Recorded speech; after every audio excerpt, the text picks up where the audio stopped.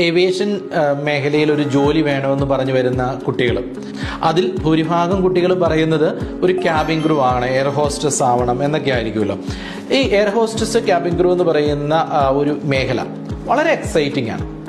എല്ലാവർക്കും അതിനോടൊരു ഭയങ്കര ഒരു ഫാൻറ്റസി ഉണ്ട്. അത് കാണുമ്പോൾ ഓക്കെ, ക്യാബിൻ ക്രൂ ഇങ്ങനെ ഒന്ന് ഒരു എയർപോർട്ടിലൂടെ നടന്നു വരുമ്പോൾ ആരാണേലും ഒന്ന് നോക്കും അല്ലേ. അപ്പം അവർ ആ ഒരു നല്ല ഡ്രസ്സ് ചെയ്ത് ഗ്രൂം ചെയ്ത് അവർ നടന്നു വരുന്നതൊക്കെ എല്ലാവർക്കും ഒരു വലിയൊരു പ്രചോദനമാകാറുണ്ട് ആ മേഖലയിലേക്ക് പോകാൻ വേണ്ടിയിട്ട്.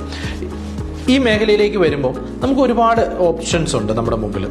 ഇത് എന്ത് പഠിക്കണമെന്ന് ചോദിച്ചു കഴിഞ്ഞ് കഴിഞ്ഞാൽ, നമ്മളിവിടെ സാധാരണ ക്യാബിൻ ക്രൂ എന്ന് പറയുന്ന കോഴ്സ് നമ്മൾ കൊടുക്കും, അല്ലെങ്കിൽ എയർ ഹോസ്റ്റസ് എന്ന് പറയുന്ന കുട്ടികളെ പഠിപ്പിക്കുമ്പോൾ അതിൻ്റെ കൂട്ടത്തിൽ തന്നെ നമ്മൾ എയർപോർട്ട് റിലേറ്റഡ് ആയിട്ടുള്ള അല്ലെങ്കിൽ DGR ഡേഞ്ചറസ് ഗുഡ്സ് റിലേറ്റഡ് ആയിട്ടുള്ള കുറേ കാര്യങ്ങൾ നമ്മൾ പഠിപ്പിക്കാറുണ്ട്.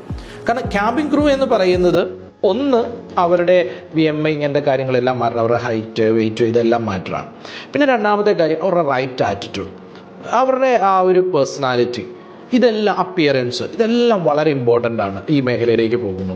പിന്നെ ഇവരുടെ ലാംഗ്വേജ് നല്ല രീതിയിൽ ഇംഗ്ലീഷ് ഹിന്ദിയൊക്കെ ഉപയോഗിക്കാൻ പറ്റുന്നവരാണെന്നുണ്ടെങ്കിൽ അത് വളരെ ഇമ്പോർട്ടൻ്റ് ആണ്. നമുക്ക് തന്നെ ഊഹിക്കാമല്ലോ, ഒരു ഫ്ലൈറ്റിൽ കയറുമ്പോൾ ഒരു ക്യാബിൻ ക്രൂ പാസഞ്ചേഴ്സിനെ അഡ്രസ്സ് ചെയ്യാതെ പറ്റില്ല.